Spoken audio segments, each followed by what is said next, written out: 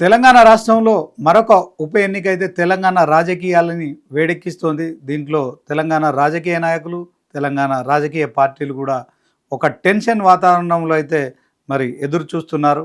ఇక అదేదో కాదు, మనకు తెలిసిందే జూబ్లీహిల్స్ ఉప ఎన్నిక. మాగంటి గోపీనాథ్ బీఆర్ఎస్ ఎమ్మెల్యే ఆకస్మిక మృతితో ఇక ఆ స్థానానికి ఉప ఎన్నిక జరగనుంది. బీహార్ ఎన్నికలతో పాటు మరి ఈ యొక్క జూబ్లీహిల్స్కు సంబంధించిన ఉప ఎన్నిక జరుగుతుందని తెలుస్తోంది. ఈ నేపథ్యంలో మరి నవంబర్లో ఎన్నికలు ఉండే అవకాశం ఉంటుంది.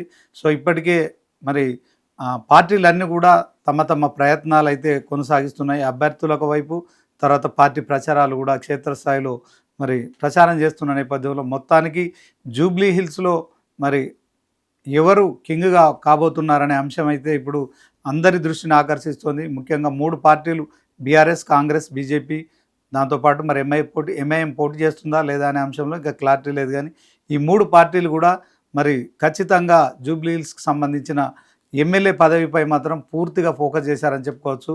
సో దీంట్లో జూబ్లీహిల్స్ అంశంలో చూసుకున్నట్టయితే ఓవరాల్గా తెలంగాణలోని 4 కోట్ల మంది ప్రజల మరి మనోగతాన్ని ఆవిష్కరిస్తారనే ప్రచారం కూడా జరుగుతుంది.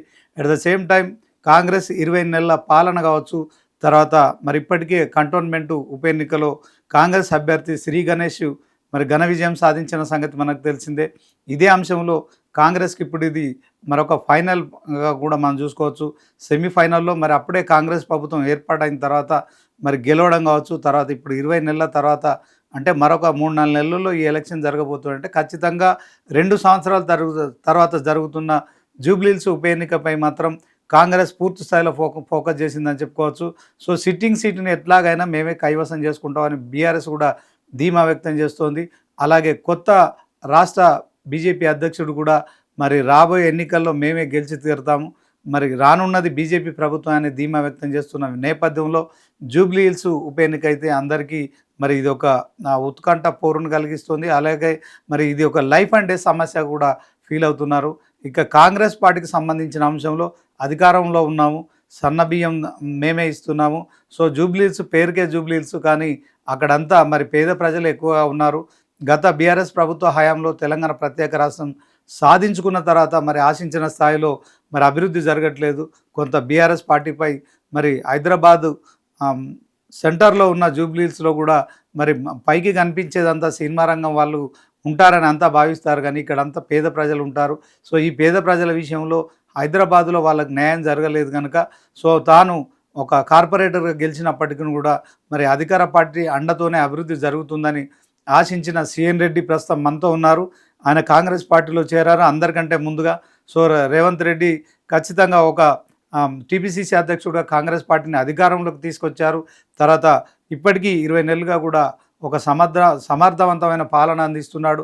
దేశంలోనే మరి కాంగ్రెస్ ముఖ్యమంత్రుల్లో కావచ్చు, తర్వాత ఇప్పటికే కులగణన చేసి కావచ్చు, సో ఓవరాల్గా దేశవ్యాప్తంగా మరి తెలంగాణకు ఒక బ్రాండ్ అంబాసిడర్గా ఆయన మారాడు. ఇదే క్రమంలో విదేశాలకు వెళ్ళి మరి పెట్టుబడులు తెస్తున్నారు. హైదరాబాద్ ఇమేజ్ పెంచుతూ మరి ఒకవైపు రియల్ ఎస్టేటు కొంత ఇబ్బందుల పాలైనప్పటికీ కూడా మరొకసారి రియల్ ఎస్టేట్ రంగాన్ని కూడా మరి ప్రోత్సహించేందుకు ఈ మధ్య కాలంలో మరి రియల్ ఎస్టేట్ వ్యాపారులతో కూడా మమేకమయ్యారు. మొత్తానికి సో జూబ్లీహిల్స్ ఉప ఎన్నిక జరుగుతున్న నేపథ్యంలో కొంత ప్రజల్లో వ్యతిరేకత మూటగట్టుకుందని ప్రచారం జరుగుతున్న నేపథ్యంలో వాస్తవంగా క్షేత్రస్థాయిలో ఎలా ఉంది, ప్రజలు బీఆర్ఎస్ వైపు ఉన్నారా, కాంగ్రెస్ వైపు ఉన్నారా, బీజేపీ వైపు ఉన్నారా అనే అంశంలో మరి ఈ అంశాలన్నీ మనం చర్చిద్దాం. మనతో మరి రహమత్ నగర్ కార్పొరేటర్ సిఎన్ రెడ్డి గారు ఉన్నారు. సిఎన్ రెడ్డి గారు నమస్తే అండి.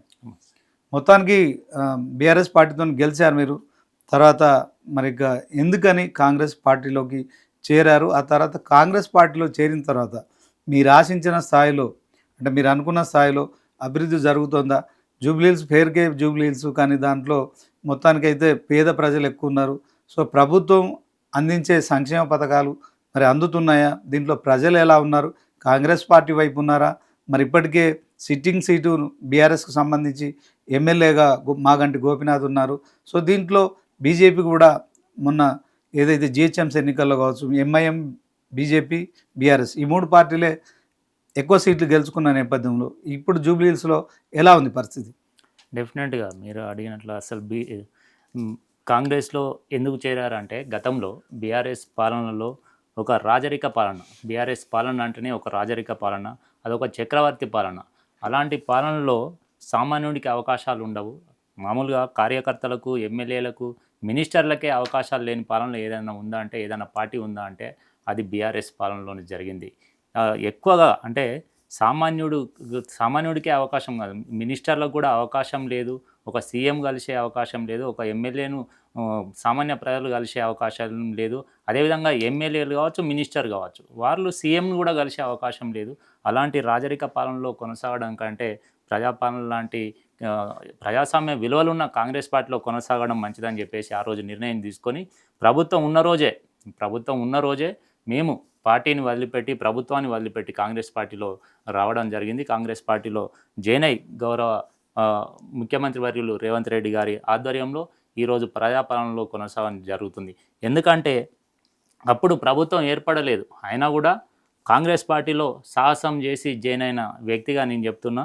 అప్పుడు ఆ ప్రభుత్వంలో, ఆ బీఆర్ఎస్ పాలనలో, ఆ ప్రభుత్వంలో ఒక సామాన్యుడికి కూడా ఒక అవకాశం లేని రోజులో ఇప్పుడు ప్రజాపాలనలో ప్రతి సామాన్యుడికి కూడా ఈ ముఖ్యమంత్రిని కలిసే అవకాశం కావచ్చు, మంత్రులను కలిసే అవకాశం కావచ్చు, అదేవిధంగా ఎమ్మెల్యేలను కలిసే అవకాశం కావచ్చు, వాళ్ళ సాధక బాధలు చెప్పే అవకాశం కావచ్చు ఈ ప్రజాపాలనలో కాంగ్రెస్ పార్టీలో సాధ్యమవుతుంది. మనం చూస్తున్నాం, గత 20 నెలల జరిగిన పాలనలో ప్రతి సామాన్యుడు కూడా వారికి ఉన్న సాధక బాధలు చెప్పుకోవచ్చు, అదేవిధంగా తీర్చుకునే విధంగా ఈ ప్రజాపాలన కొనసాగుతుంది. అదేవిధంగా మీరు ఇంతకుముందు అడిగినట్లుగా ఇక్కడ జూబ్లీహిల్స్లో డెఫినెట్గా సమస్యలు, జూబ్లీహిల్స్ ప్రజలలో ఎక్కడ కూడా వ్యతిరేకత లేదు పార్టీ పైన. ఎందుకంటే గతంలో చేసిన దానికంటే ఈ సంవత్సరంన్నర కాలంలో కాంగ్రెస్ పాలనలో జరిగిన అభివృద్ధి ఎక్కువగా ఉంది. జూబ్లీహిల్స్ నియోజకవర్గంలో ఉన్న 6 డివిజన్లు, 6.5 డివిజన్స్ జూబ్లీహిల్స్ నియోజకవర్గంలో ఉంటే 2 ఎంఐఎం ఉన్నాయి, 2 కాంగ్రెస్ పార్టీ ప్రాతినిధ్యం వహిస్తుంది, 2 డివిజన్లకు బీఆర్ఎస్ పార్టీ ప్రాతినిధ్యం వహిస్తుంది. అదేవిధంగా ఇంకొక డివిజన్కి మన కాంగ్రెస్ పార్టీ ప్రాతినిధ్యం వహిస్తుంది, అంటే కార్పొరేటర్లు. ఓకే. సో డెఫినెట్గా అంటే 2.5 అందరికంటే ఎక్కువ కాంగ్రెస్కు సంబంధించి ఉన్నారు. రైట్. ఓకే. అంటే డెఫినెట్గా ఇక్కడ మీరు చెప్పినట్టుగా జూబ్లీహిల్స్ అంటే పేరుకు మాత్రమే జూబ్లీహిల్స్, కానీ ఇక్కడ ఉండే పేద ప్రజలు ఎక్కువ ఉన్నారు కాబట్టి ఇప్పుడు ఈ ప్రభుత్వం ఏర్పడ్డ తర్వాత అమలు చేసే పథకాలు పేద ప్రజలకు చేరుతున్నాయి కాబట్టి డెఫినెట్గా కాంగ్రెస్ పార్టీ జెండా ఎగరవేస్తుంది. ఎందుకంటే గౌరవ ముఖ్యమంత్రి రేవంత్ రెడ్డి గారు వచ్చిన తర్వాత ఇక్కడ ఉన్న ప్రజలకు రేషన్ కార్డు డిస్ట్రిబ్యూషన్ కావచ్చు, అదేవిధంగా సన్నబియ్యం కార్యక్రమం కావచ్చు, ఉచిత బస్సు ప్రయాణం కావచ్చు, ఇలా అనేక పథకాలు, 200 యూనిట్ల వరకు ఫ్రీ విద్యుత్ కావచ్చు, 500కే గ్యాస్ కావచ్చు, ఇలా అనేక పథకాలు, ఇది పేద ప్రజలకు సంబంధించినటువంటి పథకాలు చేరువయ్యాయి కాబట్టి డెఫినెట్గా కాంగ్రెస్ పార్టీని ప్రజలు ఆదరిస్తారు. అదేవిధంగా సంక్షేమ పథకాలతో పాటు ఇక్కడ జరిగే అభివృద్ధి కూడా అన్ని డివిజన్లలో గతంలో చాలామంది కాంట్రాక్టర్లు మధ్యలో పనులు మానేసి వెళ్ళిన సందర్భాలు చాలా ఉన్నాయి. అన్ని డివిజన్లలో ఇప్పుడు కాంగ్రెస్ పార్టీ ఆధ్వర్యంలో చాలా వరకు పనులు కొనసాగిస్తున్నాయి. అదేవిధంగా ఇక్కడ ప్రభుత్వం కాంగ్రెస్ ప్రభుత్వం ఉంది, పార్టీ కాంగ్రెస్ పార్టీకి అభ్యర్థికి ఓటేసినట్లయితే ఈ ప్రాంతం అభివృద్ధి చెందుతుందనే ఇది ఉంది కాబట్టి డెఫినెట్గా కాంగ్రెస్ పార్టీ జెండా ఎగిరేయబోతుంది. ఓకే సీఎన్ రెడ్డి గారు, ఇప్పుడు బీఆర్ఎస్, బీజేపీ, కాంగ్రెస్ ఈ 3 ప్రధాన పార్టీలు జూబ్లీహిల్స్ ఏదైతే ఎమ్మెల్యే స్థానం అయితే గెలవాలని చాలా ప్రతిష్టాత్మకంగా తీసుకున్నాయి. మీరు అధికారంలో ఉన్నారు. సో మీరు చెప్పినట్టుగా ఓవరాల్గా 6.5 డివిజన్ల పరిధిలో ఈ యొక్క జూబ్లీహిల్స్ నియోజకవర్గం ఉంది. సో మొత్తానికి 2.5 అంటే ఇద్దరు ముగ్గురు కార్పొరేటర్లు కాంగ్రెస్కి సంబంధించిన వాళ్ళు ఉన్నారు. సో మొత్తానికి సుమారు 4 లక్షల మంది ఓటర్లు ఉన్నారు కదా. దీంట్లో ఈ 4 లక్షల మంది ఓటర్లు కాంగ్రెస్ పార్టీకి ఓటేయాలంటే ఏ అంశంలో వేస్తారని మీరు అనుకుంటున్నారు, కాంగ్రెస్ పార్టీ అనుకుంటుంది, తెలంగాణ సీఎం రేవంత్ రెడ్డి అనుకుంటున్నారు, చెప్పండి. డెఫినెట్గా 4 లక్షల ఓటర్లలో ఎక్కువ ఓటర్లు జూబ్లీహిల్స్ అయినప్పటికీ కూడా ఇందులో ఉండేది పేద ప్రజలే. 4 లక్షల ఓటర్లలో ఉంది 1,20,000 మంది మైనార్టీ సోదరులు ఉన్నారు. అదేవిధంగా క్రిస్టియన్ సోదరులు దాదాపుగా 40,000 మంది ఉన్నారు. ఇతర వర్గాలకు సంబంధించిన మిగతా సామాజిక వర్గాలకు సంబంధించిన వ్యక్తులు ఉన్నారు. కాకపోతే ఓవరాల్గా చూసుకున్నట్లయితే జూబ్లీహిల్స్ నియోజకవర్గంలో 1,20,000 మైనార్టీ, ముస్లిం మైనార్టీ, అదేవిధంగా ఒక 40,000 క్రిస్టియన్ మైనార్టీ, ఇవంతా కూడా పేద ప్రజలకు సంబంధించిన నియోజకవర్గం ఇది కాబట్టి ఇక్కడ ప్రభుత్వం అమలుపరిచే పథకాలు ఇంతకుముందు చెప్పినట్లుగా రేషన్ కార్డు కావచ్చు, సన్నబియ్యం కావచ్చు, అదే విధంగా మహిళలు ఉపయోగించుకునే బస్సు సౌకర్యాలు కావచ్చు, ఇవన్నీ కూడా ప్రజలకు చేరువయ్యాయి కాబట్టి, అదేవిధంగా చాలామంది మహిళా గ్రూప్స్ ఉన్నాయి ఇక్కడ, మహిళా డాక్టర్ గ్రూప్స్ ఏదైతే మహిళా సంఘాలు ఉన్నాయో ఆ సంఘాలు కూడా జూబ్లీహిల్స్లో ఎక్కువ ఉన్నాయి. సో డెఫినెట్గా ఇవన్నీ కూడా ప్రజలకు అందుబాటులో ఉండే కార్యక్రమాలు కాంగ్రెస్ ప్రభుత్వంలోనే నిర్వహించబడుతున్నాయి కాబట్టి డెఫినెట్గా ప్రజలు ఆదరిస్తారు. కాంగ్రెస్ పార్టీకి అసలు ఈ ఎలక్షన్లో బై ఎలక్షన్లో అసలు కాంపిటీషనే లేదు, పోటే లేదు.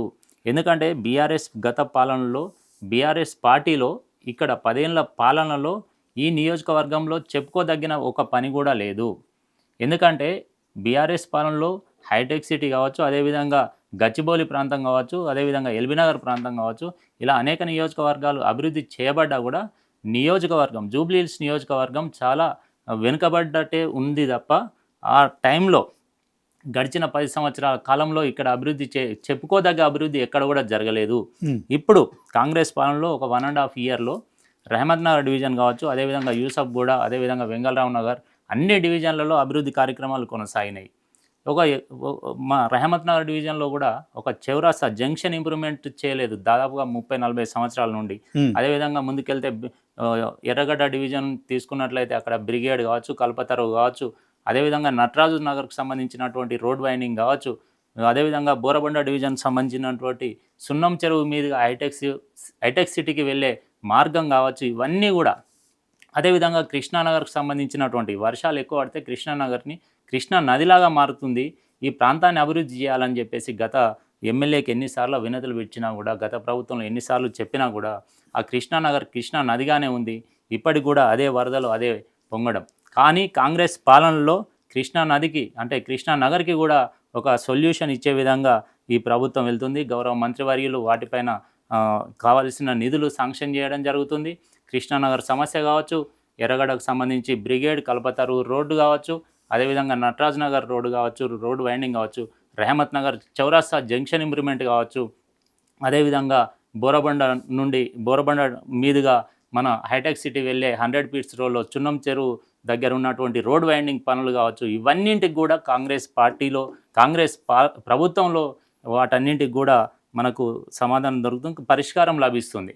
అందుకు ఈ విధంగా ఒక్కొక్కటిగా తీసుకున్నట్లయితే డెఫినెట్గా ఈ ప్రభుత్వంలో చేయబడ్డ పనులే పెద్దగా ఈ ప్రభుత్వంలో కాంగ్రెస్ ప్రభుత్వంలో చేస్తున్నటువంటి పనులు బ్రహ్మాండంగా ఉన్నాయి కాబట్టి అంటే 10 సంవత్సరాల్లో మీరు అభివృద్ధి చేయలేకపోయారు. సో బీఆర్ఎస్ ప్రభుత్వం విఫలమైంది. ముఖ్యంగా జూబ్లీహిల్స్కి వచ్చేసరికి సో పూర్తిగా అంటే ఆ నిరాశ నిస్పృహలతోనే మీరు కాంగ్రెస్ పార్టీలో అంటే కాంగ్రెస్ అధికారం రాకముందే మీరు బీఆర్ఎస్ పార్టీని వదిలేసి మీరు దీంట్లో జాయిన్ అయ్యారు. సో ఈ 20 నెలలుగా ఇప్పుడు కాంగ్రెస్ అధికారంలో ఉంది. తెలంగాణ సీఎం రేవంత్ రెడ్డి ఉండేది కూడా జూబ్లీహిల్స్లోనే. సో జూబ్లీహిల్స్ సంబంధించిన అంశంలో కాంగ్రెస్ ప్రభుత్వం అధికారంలోకి వచ్చిన తర్వాత మరి చేసిన కార్యక్రమాలు కావచ్చు, తర్వాత మీరు కార్పొరేటర్గా అంటే మీరందరూ ఎవరైతే 6.5 మంది ఉన్నారో 7 కార్పొరేటర్ల పరిధిలో ఉన్న ఈ దాంట్లో మరి కాంగ్రెస్ ప్రభుత్వం ఖచ్చితంగా ఈ జూబ్లీహిల్స్ నియోజకవర్గంలో ఆ మార్పు చేసిందా? తెలంగాణ రాష్ట్ర వ్యాప్తంగా మరి మార్పు చూపిస్తున్నామని చెప్పి రేవంత్ రెడ్డి చెప్తున్నారు. అదే క్రమంలో ప్రజాపాలన ప్రజాప్రభుత్వం చెప్పిందా అనే మాట కట్టుబడి ఉందా? మీరు చెప్పండి. 20 నెలల్లో జరిగిన అభివృద్ధి డెఫినెట్గా 20 నెలల కాలంలో జరిగిన కార్యక్రమాల్లో 20 నెలల సమయంలో మీరు ఒకటే ఎగ్జాంపుల్గా చెప్తున్నాను. 10 సంవత్సరాల కాలంలో ఇవ్వని రేషన్ కార్డులు ఈ 20 నెలల్లో ఇవ్వబడ్డవి. ఓకే, 10 సంవత్సరాల కాలంలో దాదాపుగా చాలామందికి అంటే రేషన్ కార్డు వారికే కాదు, అంటే వారి పిల్లలకు రేషన్ కార్డు లేదు, పెళ్ళైతే వాళ్ళ కోడలికి రేషన్ కార్డు లేదు, పిల్లలు పుడితే పిల్లలకి రేషన్ కార్డు లేదు. ఇలాంటి సందర్భాలు చాలా ఉన్న సందర్భంలో ఇక్కడ పేదవాళ్ళు ఉంటారు కాబట్టి ఒక రేషన్ కార్డు అనేది సామాన్యుడి హక్కులా భావిస్తాడు. అలాంటి రేషన్ కార్డును కూడా ఇవ్వని పరిస్థితి బీఆర్ఎస్ పాలనలో ఉన్న పరిస్థితి. అదేవిధంగా ఇక్కడ ఉన్న పథకాలు అంటే ఇక్కడ ఉన్న పేదలే ఉంటారు కాబట్టి వారికి ఇచ్చే సన్నబియ్యం కావచ్చు, అదేవిధంగా డెవలప్మెంట్లో గతంలో ఈ డివిజన్లలో ఏ కాంట్రాక్టర్ కూడా సగంలో వదిలేసిన కాంట్రాక్టర్లే చాలా మంది ఉన్నారు. సగం పనులు చేయడం వదిలేయడం. ఎందుకంటే గత ప్రభుత్వంలో అవన్నీ పూర్తి చేశారా? ఇప్పుడు దాదాపుగా ఆల్మోస్ట్ దాదాపుగా పూర్తి చేశాం. ఇంకా కొత్త పనులు కూడా ప్రారంభిస్తున్నాం. ఉమ్, ఈ రోజు కూడా చాలా డివిజన్లలో ఉమ్, అనేక అభివృద్ధి కార్యక్రమాలు కొనసాగిస్తున్నాం. ఉమ్, ఎందుకంటే గతంలో సివరేజ్ పనులను నెగ్లెక్ట్ చేయడం జరిగింది. ఉమ్, చాలా వరకు కూడా చాలా బస్తీలలో ఇప్పటికీ వాటర్ పొల్యూషన్ ఏర్పడుతుంది. ఉమ్, అదేవిధంగా చాలా బస్తీలలో ఇప్పటికీ నూతన డ్రైనేజ్ లైన్లు ఏర్పాటు చేసుకోవాల్సిన అవసరం ఉంది. అదేవిధంగా చాలా బస్తీలలో చాలా కాలనీల్లో కమ్యూనిటీ హాల్స్ లేవు. వీటన్నింటిని కూడా ఇప్పుడు ఈ ప్రభుత్వంలో డెఫినెట్గా శాంక్షన్ చేస్తున్నాం. కొత్త డ్రైనేజ్ ఏర్పాట్లు కావచ్చు, అదేవిధంగా వాటర్ పొల్యూషన్ లేకుండా వాటర్ పైప్ లైన్లు కావచ్చు, అదేవిధంగా రోడ్లు కావచ్చు, వీటన్నింటిని కూడా ఈ ప్రభుత్వంలో డెఫినెట్గా శాంక్షన్ చేపిస్తున్నాం. ఇప్పుడు పనులు కూడా ప్రారంభమవుతాయి. 1,20,000 మంది మైనార్టీ ఓటర్స్ ఉన్నారు, 40,000 మంది మరి క్రిస్టియన్స్ ఉన్నారు, మిగిలిన వారంతా ఓకే వీళ్ళంతా హిందువులు అనుకుందాం. సో ఈ 4 లక్షల మంది ఓటర్లలో ఓవరాల్గా పేదలు ఎంతమంది ఉన్నారు, వాళ్ళకి సంబంధించిన అంశంలో ఎన్ని రేషన్ కార్డులు మీరు ఇప్పటి వరకు పంపిణీ చేశారు? ఈ మధ్య కాలంలో ప్రారంభించారు. సో ఆ పంపిణీ ప్రక్రియ జరుగుతుందా, సీరియస్గా జరుగుతుందా, ప్రజలకు అందుతున్నాయా, కేవలం ప్రచారం కోసం చేస్తున్నారు? ప్రచారం కోసం ఎక్కడ మీ కూడా డివిజన్లో చేయట్లేదు. రహమత్ నగర్ డివిజన్ చెప్పండి. రహమత్ నగర్ డివిజన్లో దాదాపుగా 7 నుండి 8 వేల రేషన్ కార్డులు, అంటే ఈ జూబ్లీహిల్స్ నియోజకవర్గంలో ఒక దానిలోనే నేను ఎన్ని రేషన్ కార్డులు డిస్ట్రిబ్యూషన్ చేయడం జరుగుతుంది. అంటే గ్రేటర్ హైదరాబాద్ పరిధిలో కావచ్చు, ఈ రాష్ట్రంలో కావచ్చు, దాదాపు ఎక్కడ కూడా ఏ సామాన్యుడికి కూడా రేషన్ కార్డు లేదు అంటే రేషన్ కార్డు తీసుకునే ఒక హక్కులాగా ఈరోజు ఈ ప్రభుత్వం సమాధానం చెప్తుంది. సో మొత్తానికి సన్న బియ్యం తినేవారి సంఖ్య మీ దగ్గర ఎక్కువ ఉంది. పేరుకే హైదరాబాదు, దాంట్లో జూబ్లీహిల్స్ అంటే నిజంగానే సినిమా హీరోలు, ఫిలిం నగరు, ఏదో అపోహలు ఉంటాయి కదా. దీంట్లో సన్నబియ్యం సంబంధించిన అంశంలో పేద ప్రజలందరూ ఇప్పుడు ఆ సన్నబియ్యం తీసుకుంటున్నారా, అవి తింటున్నారా, వాస్తవానికి వాళ్ళంతా ఏమంటున్నారు? డెఫినెట్గా చాలామంది పేద కుటుంబాలు ఈరోజు అంటే ఒక గొప్పవాడు పేదవాడు కంచంలో తినే అన్నం ఒకటే రకమైన అన్నం ఉండాలనేది సంకల్పంతో గౌరవ ముఖ్యమంత్రి వర్యులు ప్రారంభించినటువంటి ఈ పథకం మీరు చూసినట్లయితే వాస్తవంగా ఈ మన కాంగ్రెస్ మేనిఫెస్టోలో కూడా ఇవ్వలేదు సన్నబియ్యం ఇస్తామని చెప్పేసి. అయినప్పటికీ కూడా పేదవాడిని ఆకలిని దృష్టిలో పెట్టుకొని చేపట్టినటువంటి కార్యక్రమం సన్నబియ్య కార్యక్రమం. కాబట్టి అల్టిమేట్గా ఈ ప్రభుత్వం కావచ్చు, కాంగ్రెస్ ప్రభుత్వం కావచ్చు, పేదవాడికి ఏది ఇస్తే బెనిఫిట్ జరుగుతుందో, పేదవాడికి మేలు జరుగుతుందో ఆ యొక్క పథకాలనే చేపట్టే ప్రభుత్వం ఇందిరమ్మ ప్రభుత్వం. కాబట్టి ఇదొకటే కాదు, రానున్న రోజుల్లో ఇంకా ఏ పథకం చేసినా కూడా అది పేదవాడిని దృష్టిలో పెట్టుకొని చేసే కార్యక్రమాలే ఉంటాయి. సో సిఎన్ రెడ్డి గారు, ఇప్పుడు ఉప ఎన్నిక అనగానే అందరు కూడా ప్రతిష్టాత్మకంగా తీసుకుంటారు. సో ఇది బీఆర్ఎస్ సిట్టింగ్ సీటు, దాంట్లో ఆ కుటుంబ సభ్యురాలు కావచ్చు, తర్వాత మాగంటి గోపీనాథ్ వాళ్ళ సతీమణి పోటీ చేస్తారని ప్రచారం జరుగుతుంది, వాళ్ళ బ్రదర్ అని ఇంకొందరని.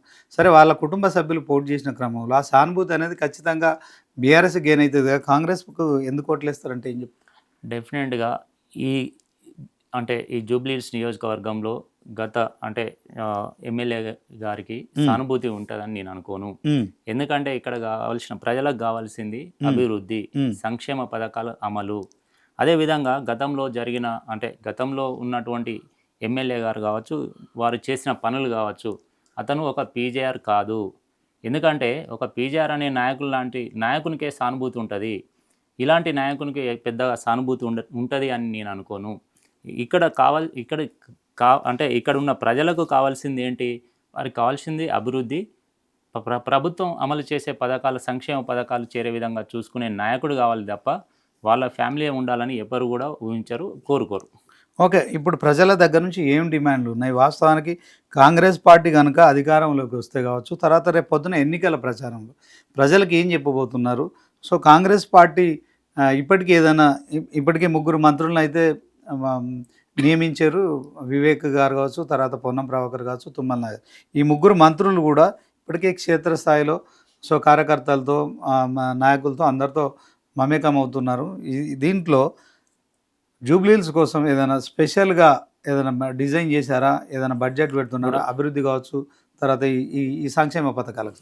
ఇప్పుడు డెఫినెట్గా గత ప్రభుత్వంలో బీఆర్ఎస్ పాలనలో కావచ్చు, కేసీఆర్ సమయంలో కావచ్చు, బై ఎలక్షన్లు అంటే ఒక పండుగ లాగా. అది పండుగ ఎవరికి? ఆ పార్టీకి పండుగ, ఆ పార్టీ నాయకులకు పండుగ, ఆ పార్టీ కార్యకర్తలకు పండుగలాగా బై ఎలక్షన్లు జరుగుతుండే. కానీ జూబ్లీహిల్స్లో ఆ విధంగా కాదు. జూబ్లీహిల్స్ బై ఎలక్షన్లో మీరు చూస్తున్నారు, 3 మంత్రులను నియమించినప్పటికీ, కొంతమంది చైర్మన్లు నియమించినప్పటికీ పేద ప్రజలకు ఎక్కడైతే సంక్షేమ పథకాలు అమలు కానీ ఉన్నాయో అది చూసుకోవడం. అదేవిధంగా ఈ ప్రాంతంలో ఉన్నటువంటి డివిజన్ల వారీగా, బస్తీల వారీగా, కాలనీల వారీగా ఎక్కడెక్కడ సమస్యలు ఉన్నాయి, అంటే గత 30 సంవత్సరాలుగా 20, 30 సంవత్సరాలుగా తీర్చని సమస్యలు ఏమున్నాయి, ఆ సమస్యలు తీర్చే విధంగా అక్కడ మౌలిక సదుపాయాలు ఎక్కడైనా కల్పించకపోతే ఎక్కడెక్కడ మౌలిక సదుపాయాలు కల్పించలేదు గత ప్రభుత్వంలో, ఆ ప్రభుత్వంలో నిర్లక్ష్యానికి గురైనటువంటి ప్రాంతం ఎక్కడెక్కడ ఉన్నాయో వాటి సమస్యాత్మక ప్రాంతాలు ఎక్కడెక్కడ ఉన్నాయి, ఎక్కడెక్కడ ఏ పనులు చేయాలని చెప్పేసి, అంటే సామాన్య ప్రజలకు చేయాల్సిన పనుల గురించి ఆలోచిస్తున్నాం తప్ప ఈ బై ఎలక్షన్లో ఒక పండుగ వాతావరణంలో ఇది చూసే పార్టీ ఈ కాంగ్రెస్ పార్టీ కాదు. డెఫినెట్గా నియమించబడ్డటువంటి మంత్రివర్యులు కూడా క్షేత్రస్థాయిలో అందుబాటులో ఉంటూ ఇక్కడ కావాల్సిన, అంటే ఇక్కడ ప్రజలకు కావాల్సినటువంటి మౌలిక సదుపాయాల గురించి కావచ్చు, పథకాల గురించి కావచ్చు, వీటిపైననే వారి యొక్క ఫోకస్ ఉంటుంది తప్ప ఏదో ఎలక్షన్లు అంటే హడావుడి చేయాలి, గత ప్రభుత్వంలాగా వేల కోట్ల ఖర్చు పెట్టాలి అనేది ఈ ప్రభుత్వం యొక్క ముఖ్య ఉద్దేశం కాదు.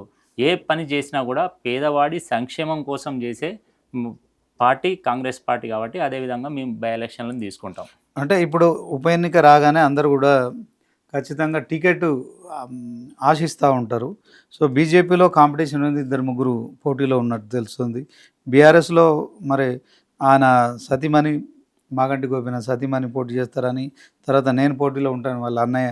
సో దాంట్లో కాంగ్రెస్లో కూడా 2-3 పోటీ పడుతున్నారు. దీంట్లో ముఖ్యంగా దేశవ్యాప్తంగా ప్రపంచవ్యాప్తంగా ఒక క్రికెట్ గుర్తింపు తెచ్చిన అజారుద్దీన్ లాస్ట్ టైం ఇక్కడ రన్నర్గా ఉన్నారు. అదే క్రమంలో మరి నవీన్ యాదవ్ ఉన్నారు, తర్వాత మీరు కూడా ఉన్నారని కొంత మీ ముగ్గురు గురించి అయితే కాంగ్రెస్ పార్టీ ఒక సర్వే చేస్తుంది. తెలంగాణ సీఎం రేవంత్ రెడ్డి కాన్స్టిట్యున్సీ కనుక, ఆయన కూడా జూబ్లీ హిల్స్లోనే ఉంటున్నాడు కనుక ఈ అంశంలో మొత్తానికి ఎవరికి ఇచ్చినా మీరు అందరూ కలిసి పనిచేస్తారా, లేకుంటే మరి ఎవరి వర్గాలు వాళ్ళు మెయింటైన్ చేస్తారా? దీంట్లో మా మంత్రులు మీ అందరితో సమన్వయం జరుగుతుందా? కాంగ్రెస్ పార్టీ గెలిపే ధ్యేయంగా ఉంటారా, లేకుంటే టికెట్ ఇవ్వకుంటే అలిగిపోవడం కావచ్చు, తర్వాత ప్రచారం చేయకపోవడం కావచ్చు, ఓడించడం లాంటి కార్యక్రమాలు కూడా ఉప ఎన్నికల్లో జరుగుతూ ఉంటాయి. సో దీన్ని మీరు ఎట్లా చూస్తారు?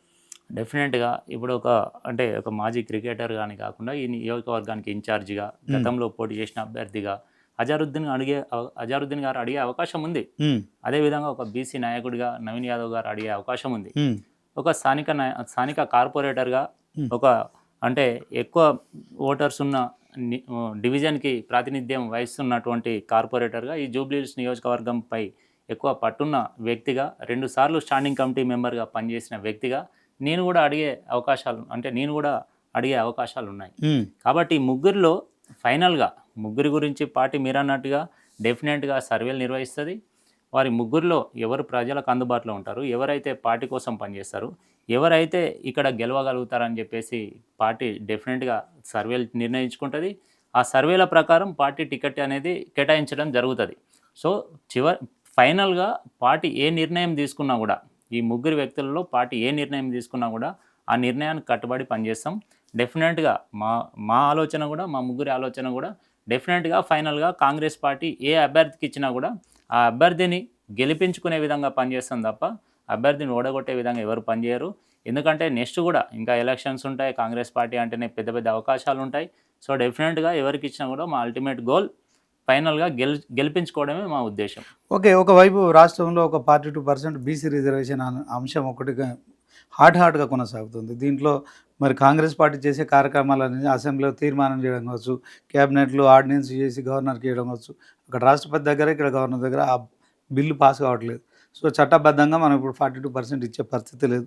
అయితే బీసీలకు సంబంధించిన అంశంలో మరి సిఎన్ రెడ్డి ఓసీ, సో మరి మీరు కూడా ఎమ్మెల్యే ఆశావాహులుగా ఉన్నారు. ఈ అంశంలో మరి సిఎన్ రెడ్డికి ఇస్తే బీసీల ఓటర్లు కావచ్చు, తర్వాత మైనార్టీలు కావచ్చు, మీరు అన్నట్టు క్రిస్టియన్లు కావచ్చు, వీళ్ళందరి ఆదరాభిమానాలు చూడకుండా గతంలో మరి సిఎన్ రెడ్డికి కార్పొరేటర్గా ఎన్నిట్లు వచ్చినాయి, ఒక కార్పొరేటరు అంశంలో మీరు సక్సెస్ కావడంలో, మీరు విజయం సాధించడంలో మీకు తోడ్పడ్డ అంశాలు ఏంటి అని? ఇక్కడ అంటే గతంలో కార్పొరేటర్గా చేసినప్పుడు ప్రజలకు దగ్గర ఉండడమే నా విజయానికి అవకాశం ఎక్కువ ఉండే. ఎందుకంటే గ్రేటర్ హైదరాబాద్లో నేను 2వ అత్యధిక మెజారిటీతో, దాదాపుగా 10,000 మెజారిటీతో గెలిచిన అభ్యర్థిని నేను. ఈ జూబ్లీహిల్స్ నియోజకవర్గంలో టాప్ మెజారిటీతో గెలిచిన అభ్యర్థిని నేను.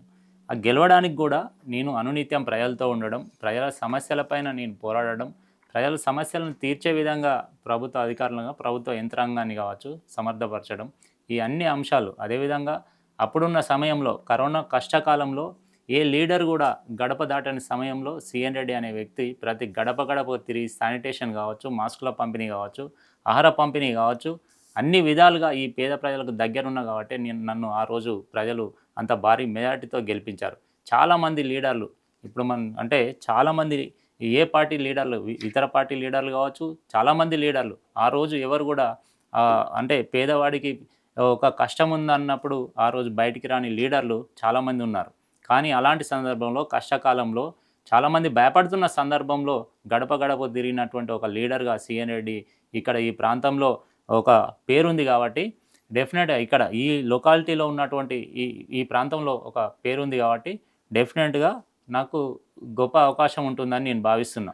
అంటే సిఎన్ రెడ్డిని ఒక ఓసీగా చూడరా? ఇక్కడ ఉన్న జూబ్లీ హిల్స్ ఓటర్లు కావచ్చు, బీసీలు కావచ్చు, మైనారిటీలు కావచ్చు, తర్వాత మీరు అన్నట్టు క్రిస్టియన్లు కావచ్చు, అందరితో కలిసి మమేకమై మరి ఆ కమ్యూనికేషన్ చేసుకుంటున్నారా? దాంట్లో మీ మీ పట్ల ఈ బీసీ 42% ఇది అడ్డంకి కాదనుకుంటున్నారా? డెఫినెట్‌గా అడ్డంకి కాదు. ఎందుకంటే ఇది ఒక బై ఎలక్షన్. నార్మల్‌గా జనరల్ ఎలక్షన్స్ అయితే అది పార్టీ పరంగా పార్టీ మీరన్నట్టు 42% ఏదైతే ఆ కమిట్మెంట్ ఉందో పార్టీ పరంగా అది తీసుకునేది పెద్దల నిర్ణయం. ఆ నిర్ణయానికి డెఫినెట్‌గా అందరూ కూడా కట్టుబడి ఉంటారు. ఈ బై ఎలక్షన్‌లో నేను ఆ నిర్ణయం ఉండదని నేను అనుకుంటా. హ్మ్. డెఫినెట్‌గా ఇక్కడ ఉన్న కుల మతాలకు అతీతంగా హ్మ్. అంటే సిఎన్ రెడ్డి అనేవాడు ఒక సెక్యులర్ లీడర్. హ్మ్. అదేవిధంగా మైనారిటీ కావచ్చు, క్రిస్టియన్ కావచ్చు, హిందువులకు కావచ్చు, అన్ని విధాలుగా అంటే ఒక డివిజన్‌లోనే నేను ఒక బతుకమ్మ కావచ్చు, అదేవిధంగా క్రిస్మస్ ఫెస్టివల్ కావచ్చు, అది రంజాన్ కావచ్చు, ఒక పెద్ద ఎత్తున వేల మందితో నిర్వహించినటువంటి సందర్భం ఓన్లీ రహమత్ నగర్ డివిజన్‌లో ఉంది.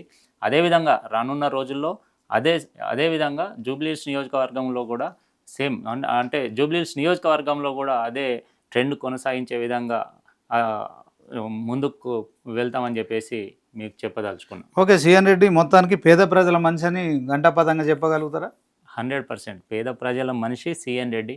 ఎందుకంటే ఏ కార్యక్రమం కావచ్చు, ఏ అంటే ఎక్కడ ఏ సమస్య ఉన్నా కూడా ఆ సమస్య గురించే పోరాడతాడు తప్ప 365 డేస్ 24/7 సిఎన్ రెడ్డి ప్రజల కోసమే పనిచేస్తాడు తప్ప నాకు వేరే వ్యాపకాలు లేవు.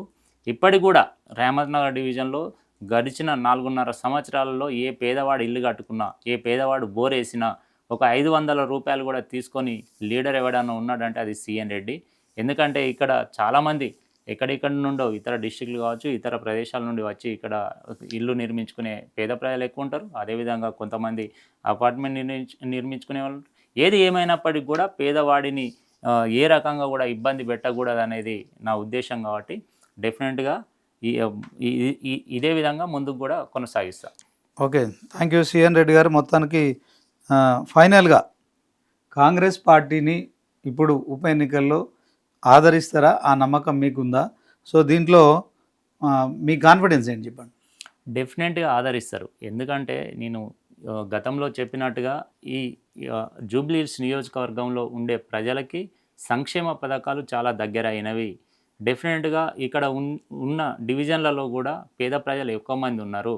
వారికి ఇస్తున్నటువంటి సంక్షేమ పథకాలు ప్రతి గడపకు కూడా వెళ్తున్నాయి కాబట్టి ఈ యొక్క కాంగ్రెస్ ప్రభుత్వం పైన గౌరవ ముఖ్యమంత్రి వర్యులు రేవంత్ రెడ్డి పైన ఒక నమ్మకం అనేది ఉంది కాబట్టి ఈ అధికార పార్టీ ఉంది కాబట్టి డెఫినెట్‌గా ఇక్కడున్న ప్రజలు ఇంకా 3 సంవత్సరాల కాలం ఉంది కాబట్టి ఇక్కడున్న ప్రజలు డెవలప్‌మెంట్‌ను కోరుకుంటున్నారు కాబట్టి ఈ నియోజకవర్గంలో జరగాల్సిన అభివృద్ధి పనులు చాలా ఉన్నాయి కాబట్టి ఆ అభివృద్ధి పనులు ఇప్పుడిప్పుడే కొనసాగుతున్నాయి కాబట్టి ఈ పేద ప్రజల సంక్షేమంతో పాటు అభివృద్ధి పథకాలు కొనసాగాలంటే కాంగ్రెస్ పార్టీయే సమాధానం అని చెప్పేసి ప్రజలు నమ్ముతారు కాబట్టి ఇక్కడ ఏ సెంటిమెంట్ ఏది చూడకుండా డెఫినెట్‌గా చేతి గుర్తుపై ఓటేసి కాంగ్రెస్ పార్టీని భారీ మెజార్టీతో గెలిపిస్తారనే నమ్మకం మాకుంది. ఇంకా ఫైనల్‌గా ఇంకొక అంశం మిగిలిపోయింది. ఎందుకంటే మరి పురుషులతో పాటు సమానంగా మహిళల ఓటర్లు కూడా ఉంటారు.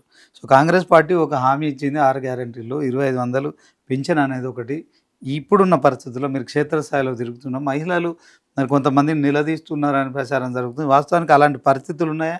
ఈ మహిళలు ఈ 2500 పింఛన్‌ని మీరు ఎట్లా సమన్వయం చేసుకుంటారు? కాంగ్రెస్ పార్టీకి ఇది ఒక పెద్ద సవాల్‌గా మారిందని చెప్పి కూడా ప్రచారం జరుగుతున్న నేపథ్యంలో జూబ్లీ హిల్స్ మహిళలకి మీరు ఏ రకంగా మీరు న్యాయం చేయబోతున్నారు? వాళ్ళకేం చెప్పబోతున్నారు? డెఫినెట్‌గా ఇప్పుడున్న పరిస్థితుల్లో అంటే గతంలో మనం ఏదైతే మేనిఫెస్టోలో హామీలు ఇచ్చామో వాటిలో పేద మహిళలకు సంబంధించినటువంటి ఉచిత బస్సు ప్రయాణం కొనసాగిస్తున్నాం. డెఫినెట్‌గా ఈ యొక్క ఏదైతే ఈ పథకం గురించి మీరు అడుగుతున్నారో అది కూడా కొనసాగించబడుతుంది. రానున్న రోజుల్లో అది కూడా అమలు చేయబడుతుంది. కాకపోతే గత ప్రభుత్వం చేసిన అప్పుల వల్ల 8 లక్షల కోట్ల అప్పులకు మనం వడ్డీ కట్టలేని పరిస్థితి ఏర్పడి ఈ విధంగా అవుతున్న సందర్భంలో ఇచ్చిన హామీలను నెరవేరుస్తూ ముందుకెళ్తున్నాం కాబట్టి, ఒక్కొక్క హామీ నెరవేరుస్తూ ముందుకెళ్తున్నాం కాబట్టి డెఫినెట్‌గా రానున్న రోజుల్లో ఈ హామీని కూడా నెరవేర్చే బాధ్యత గౌరవ ముఖ్యమంత్రి వాళ్ళు రేవంత్ రెడ్డి గారు తీసుకుంటారు. కాంగ్రెస్ పార్టీ తీసుకుంటది. కాబట్టి డెఫినెట్‌గా మహిళలు కూడా ఆదరిస్తారు. అంటే 6 గ్యారెంటీలు సంపూర్ణంగా అమలు చేస్తే కాంగ్రెస్ పార్టీ, అందులో ఎలాంటి డౌట్ లేదు. ముఖ్యంగా మహిళలకు ఇచ్చిన హామీలను కూడా నెరవేరుస్తుంది. అదే ప్రచారంతో మీరు ప్రచారం చేస్తారు, అంతే కదా? యెస్. Okay, thank you. మరి ఆల్ ది బెస్ట్. కాంగ్రెస్ కార్పొరేటర్గా మొత్తానికి ప్రభుత్వం ఏర్పడక ముందే మరి బీఆర్ఎస్ ప్రభుత్వం అధికారంలో ఉన్నట్టు మీరు కాంగ్రెస్లో జాయిన్ కావడం కావచ్చు. అట్ ద సేమ్ టైం ఇప్పుడు ఐదేళ్ళ సమయం పూర్తి అవుతున్న నేపథ్యంలో సో ప్రజలతో మమేకమైపోతూ 24 గంటలు వాళ్ళకి అందుబాటులో ఉంటూ మరొక కార్పొరేటర్ అంటే ఒక మరి డబ్బులు తీసుకోవడము ఇట్లాంటి చేయకుండా మీరు ఎవరి దగ్గర కూడా ఆశించకుండా చేయడం అయితే మొత్తానికి కాంగ్రెస్ పార్టీకి ప్లస్ అవుతుంది కనుక సో తెలంగాణ సీఎం రేవంత్ రెడ్డి కూడా మీ జూబ్లీ హిల్స్ నియోజకవర్గంలో ఉన్నాడు కనుక మీరు కాంగ్రెస్ ప్రభుత్వం ఇప్పుడు అధికారంలో ఉంది కనుక మొన్న ఏదైతే మనం ఆ కంటోన్మెంట్ అయితే ఒక సెమీఫైనల్గా చూసుకున్నాం, ఇప్పుడు ఇది ఫైనల్. మరికొన్ని ఉప ఎన్నికలు కూడా వస్తాయంటున్నారు కానీ జూబ్లీ హిల్స్ మాత్రం ఇది అందరికీ కీలకం. సో అధికార పార్టీగా కాంగ్రెస్ కావాలి. సో మీరు అందరూ కూడా కాంగ్రెస్ పార్టీ గెలుపు కోసం కృషి చేస్తారు. 3 అభ్యర్థులు పోటీ పడుతున్నారు. సో దాంట్లో మీరు కూడా ఒకరు కనుక సో కాంగ్రెస్ పార్టీ తరఫున మీరు మీ పార్టీ గెలిపే మీ ధ్యేయంగా ఉంది కనుక సో మీరు ఆ పార్టీ గెలిచి చూపించి సీఎం రేవంత్ రెడ్డికి బహుమతి వేయబోతున్నారు, అంతే కదా? అంతే. ఓకే, థ్యాంక్ యూ అండి. Thank you. సో మొత్తానికి ఇది రహమత్ నగర్ కార్పొరేటర్ సిఎన్ రెడ్డి గారు చాలా విశ్వాసంగా చెప్తున్నారు. 10 ఏళ్ల బీఆర్ఎస్ ప్రభుత్వం అధికారంలో ఉండి మరి జూబ్లీ హిల్స్ లాంటి నియోజకవర్గానికి ఎలాంటి సంక్షేమ పథకాలు, ముఖ్యంగా రేషన్ కార్డులు ఇవ్వలేని దౌర్భాగ్యమైన పరిస్థితి నెలకొన్న నేపథ్యంలో మరి జూబ్లీ హిల్స్ అంటే నిజంగానే ఇక్కడంతా కింగులు లేరు, తర్వాత సినిమా హీరోలే లేరు. సో ఇదంతా స్లమ్ ఏరియా, చాలామంది పేద ప్రజలు ఉంటారు. సో ఆ పార్టీ కార్పొరేటర్గా గెలిచినప్పటికీ కూడా ఒక పేదవాడికి రేషన్ కార్డు ఇవ్వలేని పరిస్థితి. సో దాంట్లో కాంగ్రెస్ ప్రభుత్వంలో అధికారం రాకముందే మరి అందరికంటే ముందుగా కూడా మరి ఆయన జాయిన్ అయ్యారు. సో ఆ కాన్ఫిడెన్స్ కాంగ్రెస్ ప్రభుత్వం ఇప్పుడు నెరవేరుస్తుంది. రేషన్ కార్డులు ఒక రహమత్ నగర్ డివిజన్లోనే సుమారు 7-8 వేల మంది రేషన్ కార్డులు ఇవ్వడం కావచ్చు, ప్రజలందరికీ ఇప్పుడు రేషన్ కార్డుల ద్వారా సన్న బియ్యం ఇవ్వడం కావచ్చు, మొత్తానికైతే వాళ్ళ పేద ప్రజల బతుకుల్లో కొంత మార్పు కనిపిస్తుంది. ఇప్పుడిప్పుడే ఉచిత బస్సు సౌకర్యం మహిళలకు కూడా చాలా ఉపయోగకరంగా ఉంటుంది. సో కాంగ్రెస్ పార్టీ చేస్తున్న కార్యక్రమాలు, సంక్షేమ పథకాలు ఈ 20 నెలల్లో అందరికీ అందుబాటులోకి వెళ్తున్నాయి కనుక ఈ ఉప ఎన్నిక కూడా జూబ్లీ హిల్స్ ఉప ఎన్నిక కూడా ఖచ్చితంగా కాంగ్రెసే గెలిచి తీరుతుంది. ఇక కౌన్ బనేగా జూబ్లీ కింగ్ అంటే కాంగ్రెసే అనే ఒక విశ్వాసాన్ని వ్యక్తం చేస్తున్నారు. సో పార్టీలో ఎవరికి టికెట్ ఇచ్చినా మేమంతా కూడా కష్టపడతాము, కాంగ్రెస్ అభ్యర్థిని గెలిపిస్తామనే మరి ఒక విశ్వాసాన్ని కూడా ఆయన వ్యక్తం చేస్తున్నారు. ఇది వాటి స్పెషల్ ఇంటర్వ్యూ. చూస్తూనే ఉండండి 9090.